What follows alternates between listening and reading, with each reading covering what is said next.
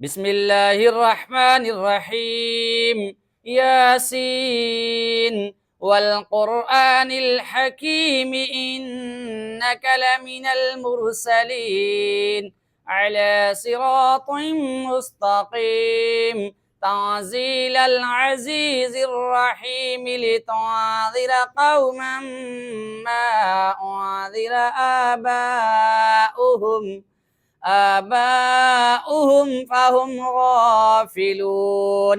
لقد حق القول على أكثرهم فهم لا يؤمنون. إنا جعلنا في أعناقهم أغلالا فهي إلى الأذقان فهم مقمحون. وجعلنا من بين أيديهم سدا ومن خلفهم سدا فأغشيناهم فهم لا يبصرون. وسواء عليهم أأنذرتهم أم لم تنذرهم لا يؤمنون.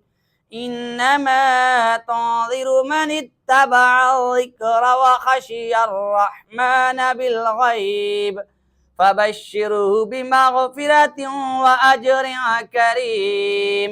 إنا نحن نحيي الموتى ونكتب ما قدموا وآثارهم وكل شيء أحصيناه في إمام مبين. واضرب لهم مثلا أصحاب القرية إذ جاءها المرسلون إذ أرسلنا إليهم اثنين فكذبوهما فعززنا بثالث فقالوا إنا إليكم مرسلون. قالوا ما أنتم إلا بشر مثلنا وما أنزل الرحمن من شيء إن أنتم إلا تكذبون.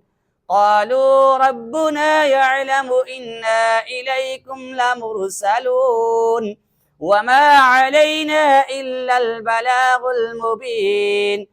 قالوا إنا تطيرنا بكم لئن لم تنتهوا لنرجمنكم وليمسنكم منا عذاب أليم.